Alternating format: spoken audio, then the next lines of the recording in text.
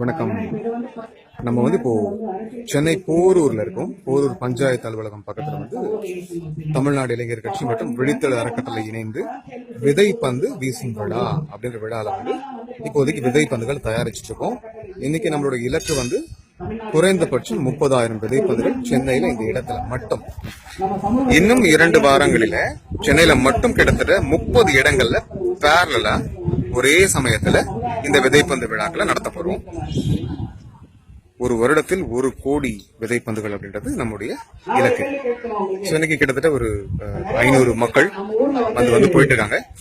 எல்லாரும் விதைப்பந்துகள் தயாரிக்கும் முறை எப்படி அப்படின்னு தெரிஞ்சுக்கிறதுக்காக வந்திருக்காங்க.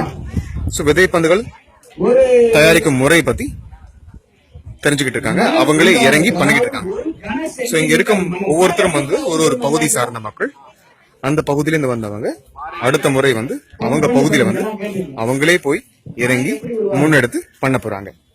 சென்னையை சார்ந்த நபர்களா நீங்க இருந்தீங்கன்னா நீங்களும் உங்கள் பகுதியில முன்னெடுத்து செய்ய விரும்பினால் உங்களுடைய பெயர், அலைபேசி எண் மற்றும் வாட்ஸ்அப் எண் தனியா இருந்தா, அப்புறம் சென்னையில எந்த பகுதி இதெல்லாம் நீங்க குறிப்பிட்டீங்கன்னா உங்களை நாங்க நிச்சயம் தொடர்பு கொள்றோம்.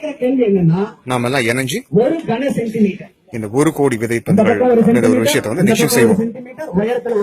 நார்மலா இளைஞர்கள் அரசியல் அப்படின்னு வரும்போது இளைஞர் அரசியல் ஆக்கப்பூர்வமான அரசியல் இருக்கணும் அப்படின்றதுல நம்ம வித்தியாசப்படுறோம்.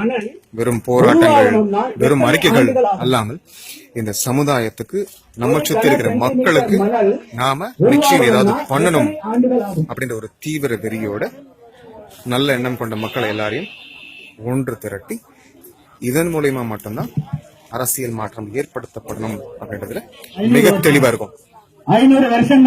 அரசியல் மாற்றம் மக்கள் இணைவோம்.